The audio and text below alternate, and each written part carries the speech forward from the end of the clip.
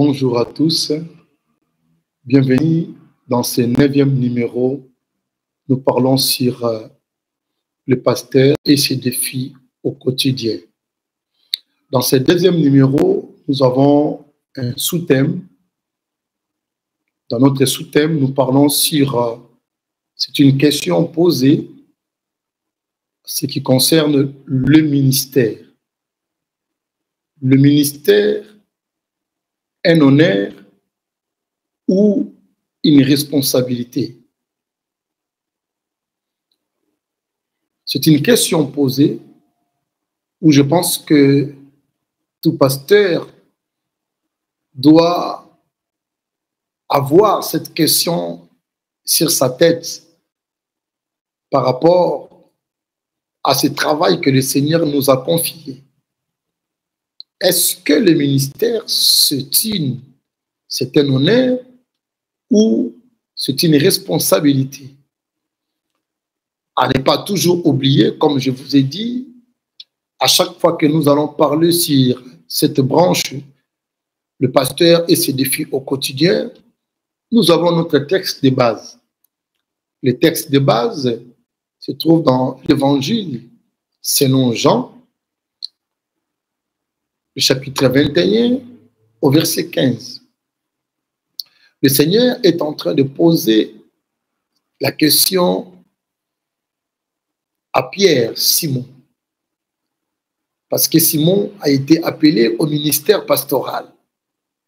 Il dit, Simon, fils de Jonas, m'aimes-tu plus que ceci? Simon lui répondit, Seigneur, tu sais que je t'aime. Le maître lui a dit, si tu m'aimes, paie mes agneaux. Le maître, il revient encore pour la seconde fois. Il dit, Simon, fils de Jonas, m'aimes-tu plus que ceci? Et Simon lui répondit, oui, Seigneur, tu sais que je t'aime. Le maître lui a dit, si tu m'aimes, paie mes brebis. C'est un verset où nous allons tourner tout autour de ça, parce que c'est un verset pastoral. C'est comme le Seigneur vous a confié quelque chose, c'est comme la mission pastorale repose seulement sur cette question ou sur ces versets de Jean chapitre 21 dans le verset 15. C'est qui tourne tout autour de la mission d'un pasteur. Donc, c'est un verset où tous les pasteurs, le ministre de Dieu, il doit vraiment le garder sur sa tête. Et pour que nous puissions toujours référer à ces versets afin d'accomplir bien la mission du Seigneur. Dans un premier lieu, par rapport à la question qui nous a été posée, je dirais que le ministère, ce n'est pas un honneur, mais plutôt c'est une responsabilité. Une responsabilité énorme même. Et il faudrait que celui qui est appelé par Dieu, qui puisse savoir que l'appel que je récite de la part du Seigneur, c'est une responsabilité que je me suis engagé à cela.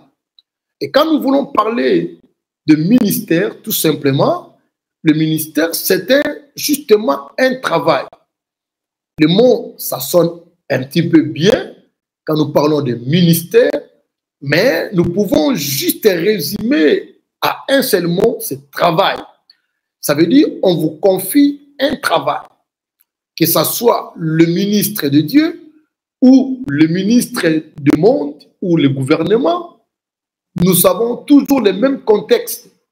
Vous voyez, aujourd'hui, même si nous regardons dans nos pays, les gens, tellement ils ont compris mal le ministère, et lorsqu'il est nommé dans le ministère, vous voyez, toute la famille est en train de fêter. Et même celui qui est nommé, ou le politicien qui est nommé, vous sentez qu'il est en train de fêter lui aussi. et en même temps avec de poudre sur sa tête pour dire que c'est la joie pour lui. Il voit la joie, il voit l'élévation, il voit, comment dirais-je, l'argent, il voit les renommées, il voit des voitures, des maisons, etc.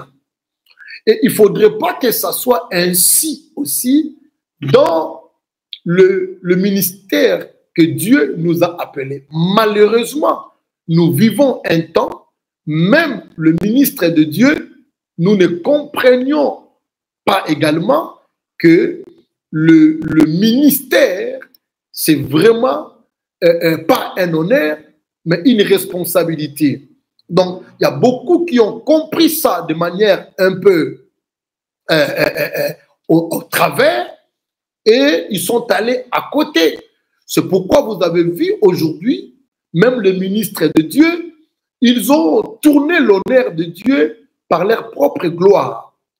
Vous trouverez qu'un ministre de Dieu, il entre dans l'église comme un roi, il entre dans l'église comme, je ne sais pas, comme Dieu, et ils sont entourés par des gardes du corps, ils roulent avec de grosses voitures, et maintenant, nous pensons ça, c'est l'élévation. Ça peut être élévation, bien sûr, mais l'honneur là, nous devions laisser ou donner ça à Dieu, à celui qui nous a enrôlés, à celui qui nous a choisis. Parce que vous allez remarquer, si nous prenons cet honneur, ça devient comme notre propre honneur, c'est-à-dire Dieu n'a pas sa place. Donc, ça devient vraiment la place que de l'homme de Dieu. Et vous allez remarquer que l'homme de Dieu, avec la star de ce monde, il n'y a aucune différence aujourd'hui. Vous voyez que l'homme de Dieu, ils sont dans le même standard comme une star de ce monde.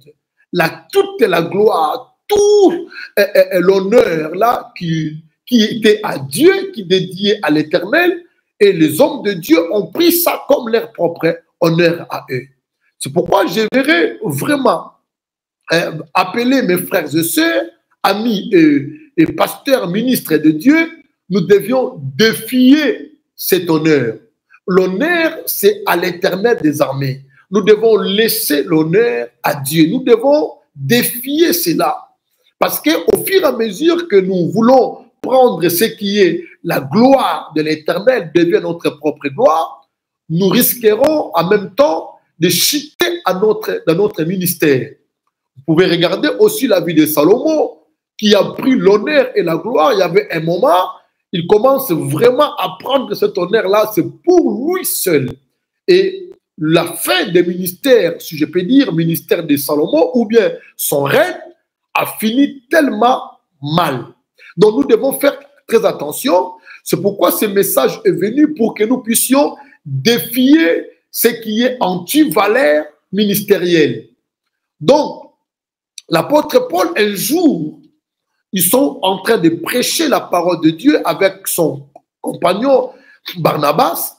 En prêchant la parole de Dieu, la Bible dit qu'il y avait un boiteux de naissance dans la foule. Et ce boiteux de naissance, c'est cet homme qui n'a jamais marché dans sa vie. Mais en prêchant la parole, Paul a remarqué que cet homme avait la foi parce qu'il a reçu la parole avec foi. Il s'approcha de lui, il est tenu dans la main et il fait lever le monsieur. Du coup, le pied était affermi. Le monsieur commence à chanter, à louer et à bénir le Seigneur.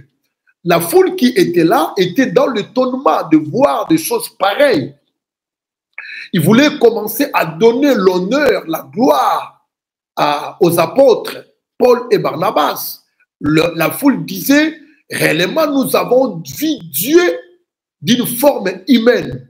Et ils ont surnommé Barnabas Jupiter et Paul Mercure.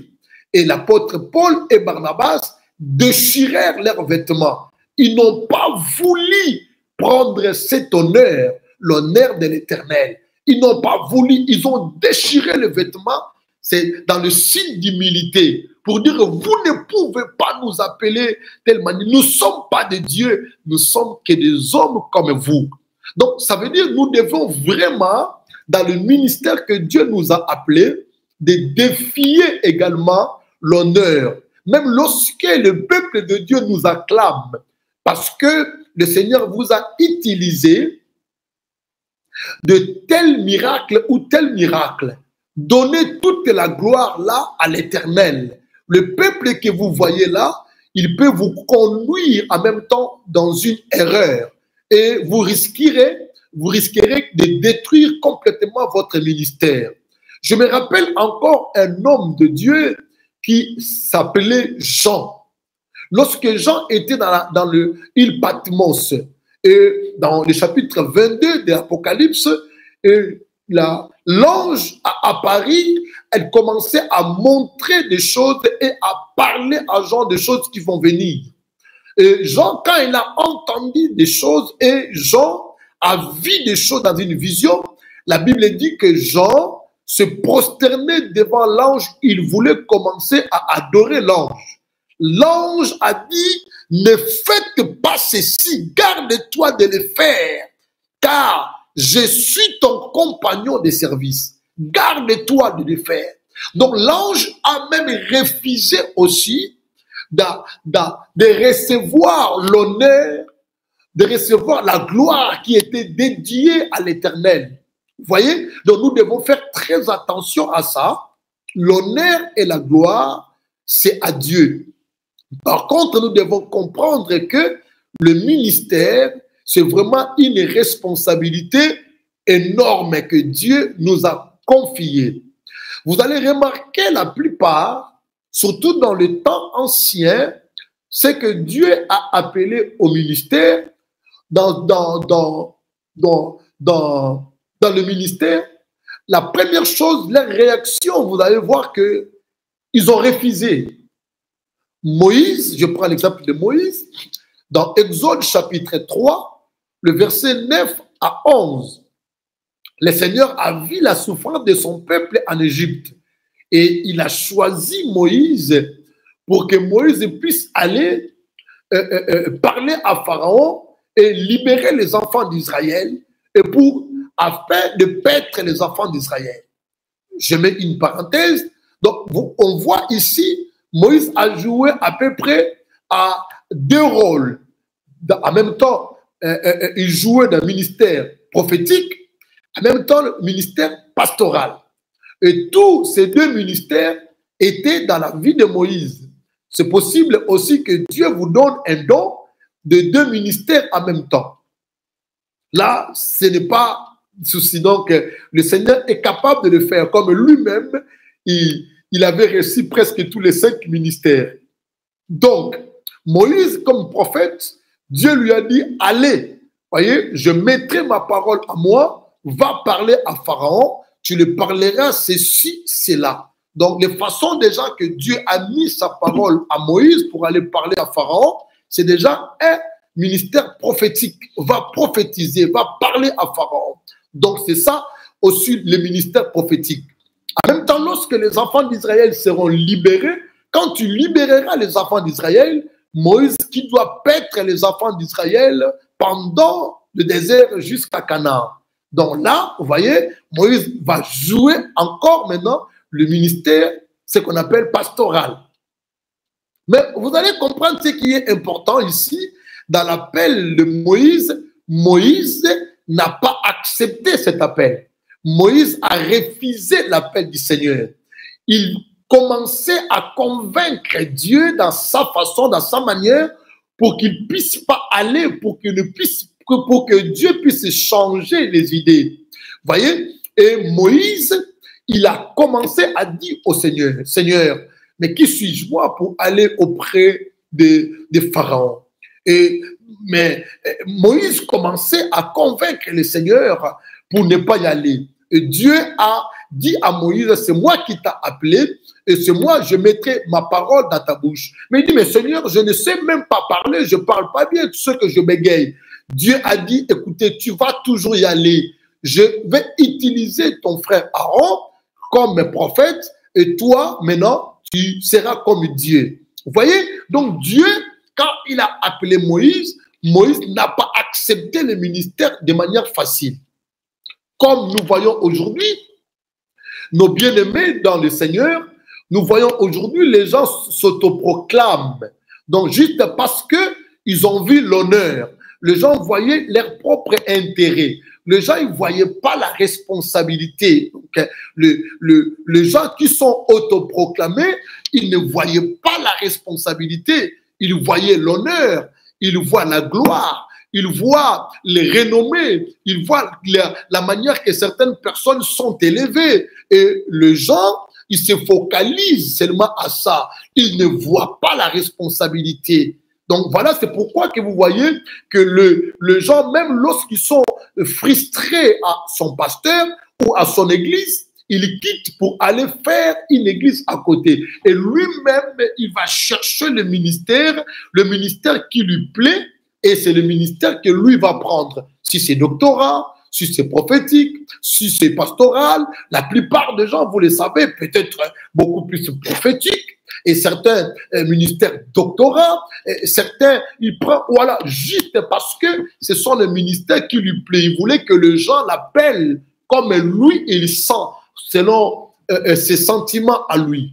Mais lorsque nous allons comprendre que le ministère, c'est vraiment une responsabilité, il serait difficile pour que nous puissions s'autoproclamer. Donc, il faudrait que lui-même, le Seigneur, nous appelle. Je prends un exemple encore de Jérémie. Jérémie, chapitre 1er, dans le verset 5 à 6. Il dit, lorsque tu étais dans le ventre de ta mère, je te connaissais. Le jour où tu es sorti, je t'ai consacré prophète des nations. Va. Jérémie dit, mais Seigneur, je suis un enfant. Je ne sais même pas parler. Je suis un enfant. Voilà. Il dit, je ne sais même pas parler. Mais par contre, il s'exprime, il parle bien à Dieu, mais pour aller dans la mission. Pour ce qui concerne le ministère, lui, il pousse une raison, il dit, il ne sait pas parler. Mais je me suis posé des questions, mais comment il a parlé avec Dieu?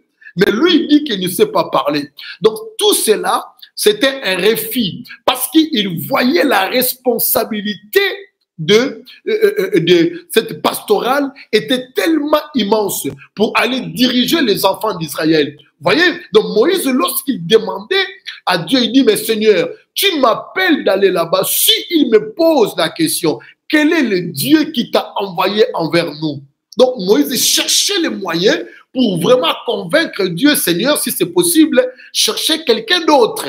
Vous voyez? Et puis, maintenant, Dieu l'a dit, s'il te pose des questions comme ça, tu lui diras, je suis le Dieu d'Abraham, le Dieu de vos pères, Abraham, Isaac et de Jacob. Et je m'appelle, je suis.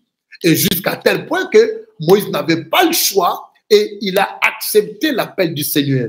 Donc, mes chers amis, nous devons comprendre que si nous ne sommes pas appelés par Dieu, il serait difficile pour que nous puissions exercer ou exécuter bien le travail que Dieu nous a confié. Nous serons là comme un mercenaire. Nous serons là pas par rapport à notre propre ventre. C'est pourquoi je dis, mes chers amis, il est nécessaire d'attendre le temps de Dieu. Si Dieu t'a appelé, il viendra un temps, il va vous qualifier pour que vous puissiez faire le travail du Seigneur.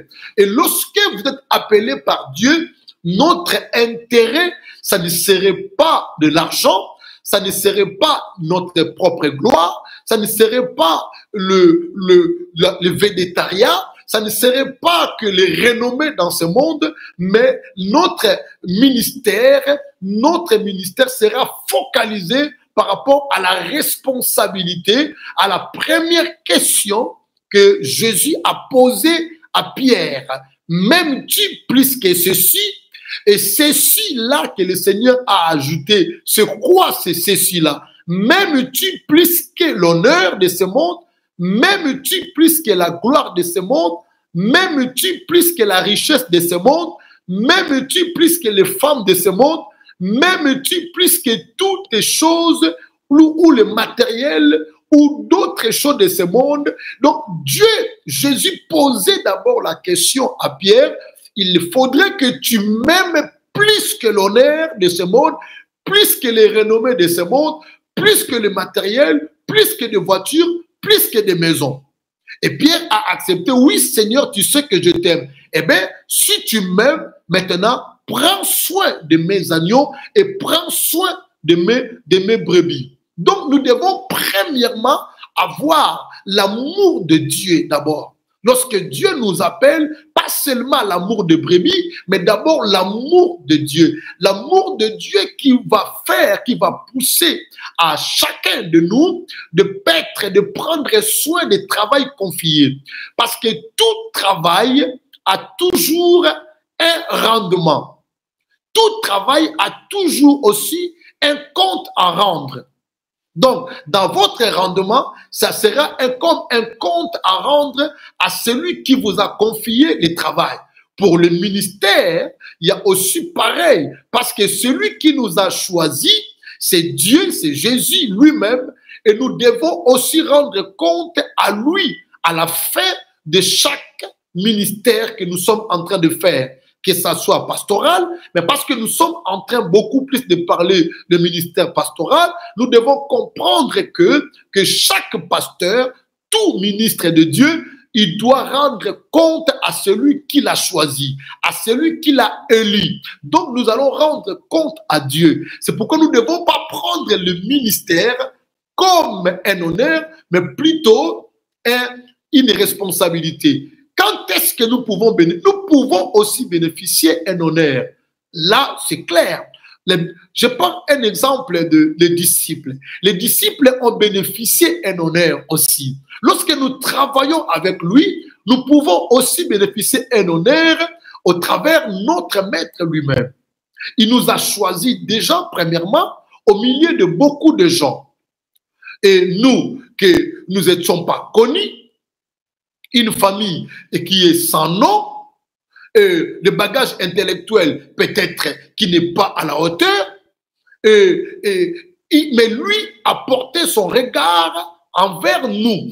Ce n'est pas par rapport à ta taille, ni par rapport à ta beauté, ni par rapport à ton intelligence, mais c'est un privilège que Dieu nous a tout simplement accordé. Et par là où nous devons comprendre que lorsque le Seigneur est entré dans la maison de Simon,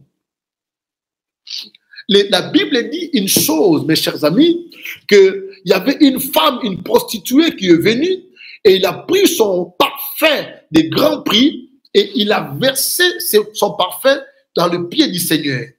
Voilà. Et ce parfum, l'odeur a été répandue dans toute la maison. Et les disciples aussi qui étaient là, qui ont bénéficié de cette odeur. Voilà l'honneur que nous partageons avec le Seigneur. D'abord, il nous a choisis au milieu des gens, au milieu de milliers de personnes, au milieu de nos familles. Peut-être vous êtes une famille de 10 personnes, une famille de 20 personnes ou de 50 personnes. Dieu vous a choisi au milieu de ces gens. Quelqu'un qui n'a pas beaucoup étudié, quelqu'un qui ne connaît absolument rien, comme Pierre et les autres. Le Seigneur les a choisis. Ça, c'est un honneur.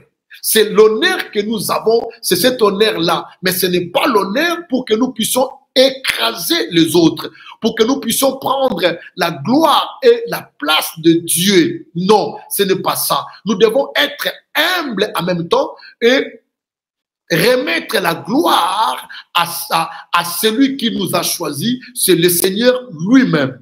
Mais nous devons travailler dans le ministère comme une responsabilité que nous allons rendre compte à Dieu, à celui qui nous a choisis. Et si nous travaillons dans l'idée comme ça, qu'à la fin de mon ministère, je vais rendre compte à celui qui m'a enrôlé, même nous allons essayer de faire bien le travail du Seigneur. Mais parce que nous prenons le ministère comme quelque chose que pour notre propre honneur, pour faire voir, pour être assis dans le premier rang et pour être assis dans la grande chaise dans l'église et que le protocole puisse amener les sacs pour que je sois entouré par des gardes du corps, etc. Je suis devenu une vedette. Or, ce n'est pas ça le ministère. Nous devons comprendre réellement que le ministère que Dieu nous a appelé, c'est vraiment d'abord une responsabilité. Et dans cette responsabilité que Dieu nous a confiée, et qu'est-ce que le pasteur doit doit avoir. Le pasteur doit déployer plusieurs vertus positives dans son ministère par rapport à sa responsabilité. Donc le pasteur doit vraiment fournir beaucoup d'efforts par rapport à sa propre vie, par la responsabilité que Dieu lui a confiée. Le pasteur doit être vigilant et sobre. Ça veut dire très attentif et en même temps alerté. Parce que c'est une responsabilité attentive à ce que Dieu, à la tâche que Dieu vous a confiée. Être très alerte par rapport aussi à toutes les brebis ou le troupeau que vous êtes en train de paître. Et le pasteur doit exercer aussi l'hospitalité et être patient. Ça, c'est une responsabilité que Dieu nous a confiée dans le ministère. L'hospitalité. Est-ce que le pasteur, vous exercez l'hospitalité? Est-ce que le pasteur, aujourd'hui, nous sommes patients? Est-ce que le pasteur, vous exercez vraiment, vous êtes vigilant par rapport à la responsabilité? Parce que le troupeau du Seigneur est à notre disposition. Lorsque une brebis se perd, donc c'est le pasteur qui doit être vigilant ou qui doit aller les chercher. C'est une responsabilité que Dieu nous a donnée. Et cette responsabilité est vraiment énorme et que nous devons vraiment exercer avec beaucoup de patience et avec beaucoup de sincérité. L'hospitalité, nous devons être hospitaliers. Et même dans nos maisons, même dans nos voitures, où tout ce que nous pouvons avoir, nous devons utiliser ça comme aussi un matériel ou engin pour servir aussi les autres. Mais la plupart de certains pasteurs, et vous voyez que nous ne sommes pas hospitaliers. Donc c'est vraiment loin de cela. Or, c'est notre responsabilité. Lorsqu'une brebis a des difficultés, lorsqu'un troupeau a des soucis, est-ce que nous exerçons réellement notre propre responsabilité tant que berger, tant que pasteur?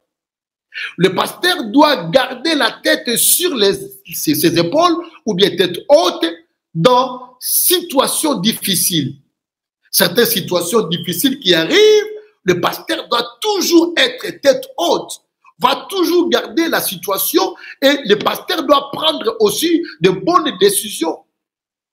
Il doit être censé de prendre de bonnes décisions. Ce qui va marquer à l'homme de Dieu, au pasteur, c'est vraiment le sens des responsabilités en lui. Donc, nous devons comprendre, mes chers amis, c'est vraiment une responsabilité que Dieu nous a donnée et ce n'est pas un honneur. Et si nous exerçons bien le ministère que Dieu nous a confié, c'est ainsi que Dieu, à la fin, le Seigneur Jésus, à la fin, il nous appellera. Bon serviteur, entre dans les repos de ton maître, parce que tu as été fidèle dans le ministère par lequel que je vous ai confié.